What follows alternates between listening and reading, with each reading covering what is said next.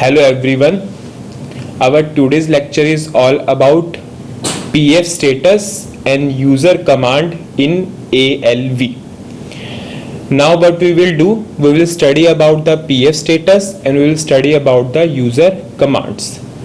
PF stands for personal functions. Now what are those personal functions? Now what we will do, we will create our own buttons. Suppose we will create one save button and we will perform some actions on the save button.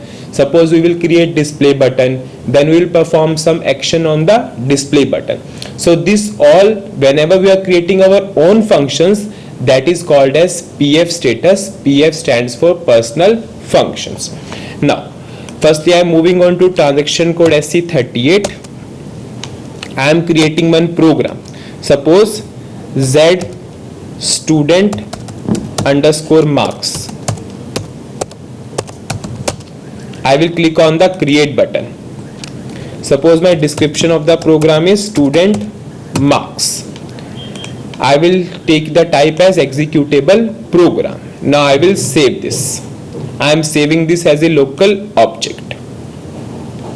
Now what is my requirement in this current case? I am moving on to transaction code SC11. I will go for database table, that is ZSTD underscore marks. I will display this table. I will go for the contents of the table.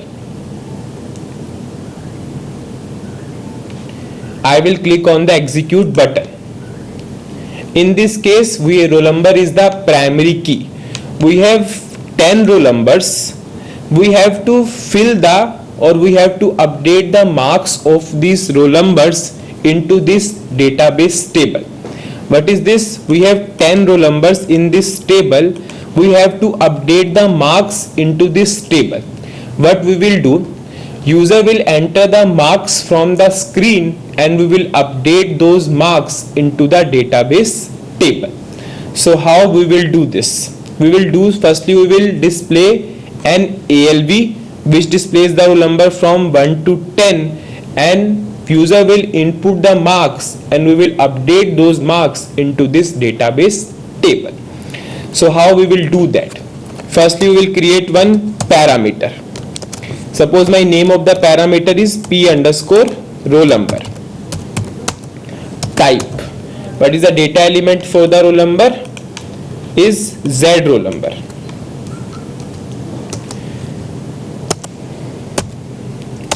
Now I will activate this program. I will give the short description to this P underscore roll number. I will go for text element, selection text, roll number. I will activate this. Now what I will do? Firstly I will display the roll numbers onto the screen. So how I will do? I will firstly fetch the data from the database table. My database table name is ZSTD underscore marks. So firstly I will declare one internal table. Types. Begin of LTY underscore data. My first column name is roll number. Type. Roll number type Z roll number. Now I will declare second column. My second column is marks. Type Z marks. Now end of LTY underscore data. Now I will declare one internal table. Data. LT underscore data. Type table of LTY underscore data. Now what I will do? I will fetch the data from database table and I will store into internal table. Suppose my first column name is roll number. Second column name is marks. I will store it into internal table. Into table, my name of the internal table is LT data. From, my table name is ZSTD underscore marks. Where where roll number equals to P underscore roll number. What I will do, whatever the roll number I am passing from the screen, I will display that roll number. In front of that roll number, I will put the marks and I will update those marks into the database table. Now I will create a ALV for displaying the entries. So firstly, I have to create a field catalog, because ALV creation is always a two-step process. You have to create a field catalog, then you have to display the ALV. So firstly, I will go for pattern.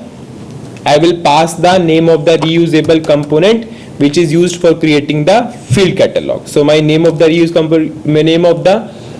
component which is used to create the field catalog is reuse underscore ALV underscore field catalog underscore merge.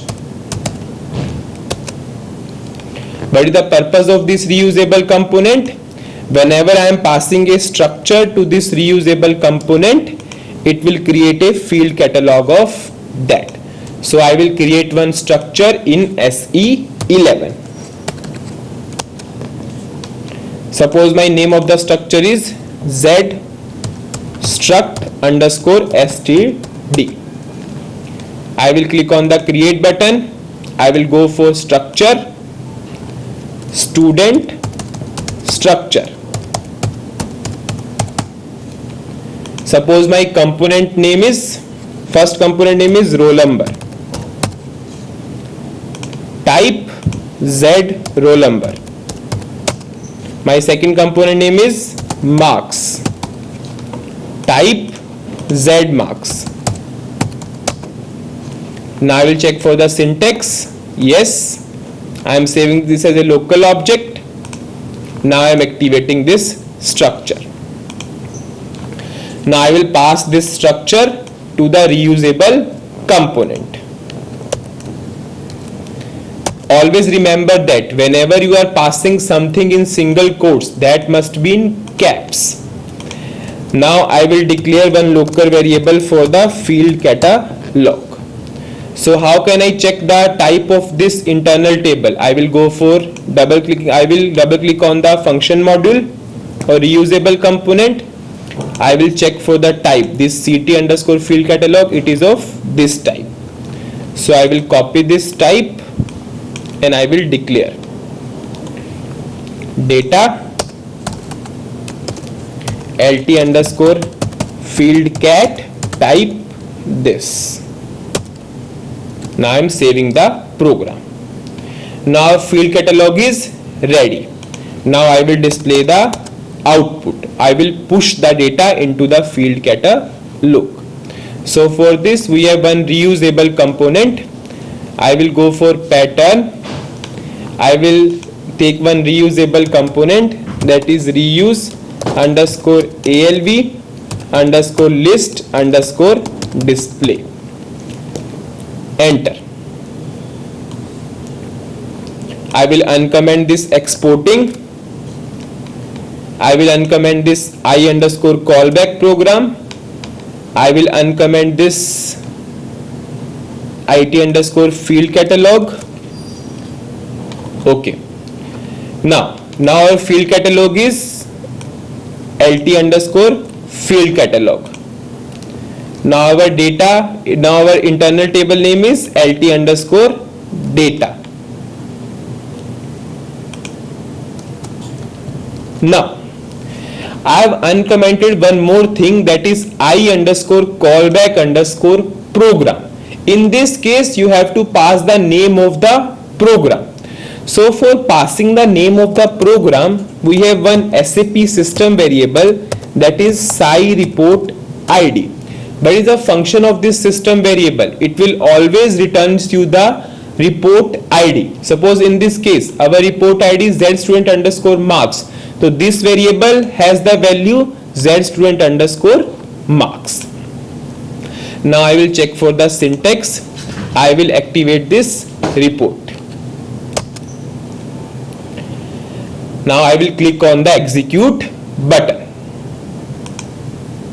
Now suppose if I am passing roll number 1, if I am executing the report, see, we have roll number is 1 and marks is 0.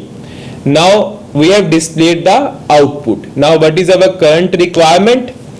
Whenever I am putting the marks and I will click on save button, those marks will display in the, or those marks will save into the database table.